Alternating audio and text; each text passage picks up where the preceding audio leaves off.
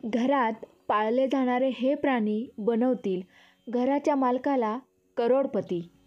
श्री स्वामी समर्थ. जय जय स्वामी समर्थ. आपल्यातील अनेक लोकांना पशुपक्ष्यांबद्दल खूप प्रेम असते. भारतीय प्राचीन ग्रंथांमध्ये भूतदया करावी असे वर्णन केलेले आहे. बरेच लोक घरांमध्ये अनेक प्राणी पाळतात. कुत्रा, मांजर, ससा, कासव असे प्राणी पाळतात. तसेच विविध प्रकारचे पक्षी जसे कबूतर, पोपट, घुबड देखील पाळले जातात. मात्र वास्तुशास्त्रानुसार अशा काही प्राण्यांना व पक्ष्यांना घरात ठेवणे व पाळणे चुकीचे मानले गेले आहे. काही प्राणी आपल्यासाठी शुभ लक्षण घेऊन येतात. मात्र काही प्राणी घरामध्ये ठेवल्यामुळे आपल्या घरामध्ये भांडणे वाढू लागतात व क्लेश आणि कटकटी देखील सुरू होऊ शकतात. आरोग्य समस्या व आर्थिक अडचणी देखील सुरू होतात. आज आपण आपल्याला या लेखाद्वारे वास्तुशास्त्रानुसार घरामध्ये कोणते प्राणी व पक्षी पाळावे त्याबद्दल माहिती देणार आहोत. 1. कुत्रा. वास्तुशास्त्रानुसार घरामध्ये कुत्रा पाळणे अतिशय शुभ मानले जाते. कुत्रा पाळल्यामुळे घरात आनंदाचे वातावरण निर्माण होते. कुत्रा हे भैरवाचे म्हणजेच खंडोबाचे सेवक असल्यामुळे घरात कुत्रा पाळणे शुभ मानले जाते. 2. ससा पाळणे. घरामध्ये ससा पाळणे लहान मुलांसाठी चांगले मानले जाते. 3. कासव पाळणे.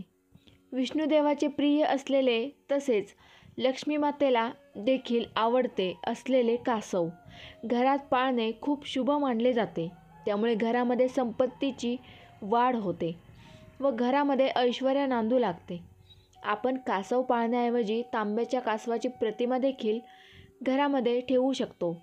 त्यामुळे देखील घरांमध्ये वैभव वाढते. 4. बेडूक पाळणे. वास्तुशास्त्रानुसार घरांमध्ये बेडूक ठेवणे देखील शुभ मानले जाते. आपण बेडूक पाळण्याऐवजी बेडकाची प्रतिमा किंवा बेडकासारखे प्रतीक असलेली मूर्ती देखील घरात ठेवू शकता.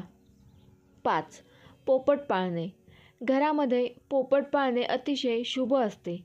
असे म्हटले जाते की घरामध्ये येणाऱ्या नकारात्मक ऊर्जा व अशुभ घटनांना पोपट पाहू व समजू शकतो व त्या घटनांना तो परतवून देखील लावू शकतो.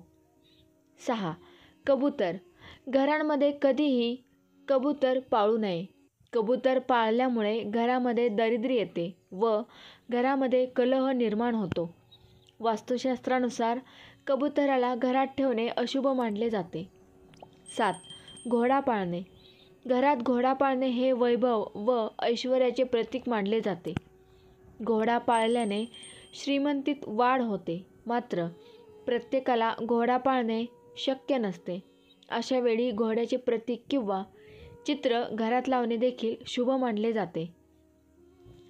तर हे होते काही वास्तुशास्त्रातील नियम. वास्तुशास्त्रानुसार घरामध्ये कोणते पशुपक्षी पाळावे व पाळू नये याबद्दलचे ज्ञान आपणास मिळाले असेल. आपणही जर घरामध्ये कोणता पशु किंवा पक्षी पाळणारा असाल तर या नियमांकडे लक्ष द्यावे व त्याप्रमाणेच पशुपक्षी घरात आणावे. अन्यथा आपल्या वास्तूमध्ये दोष निर्माण होऊ शकतात. श्री स्वामी समर्थ. जय जय स्वामी समर्थ. ही माहिती आवडल्यास व्हिडिओला लाईक करा, व्हिडिओ शेअर करा, चॅनेल सबस्क्राईब करा. धन्यवाद.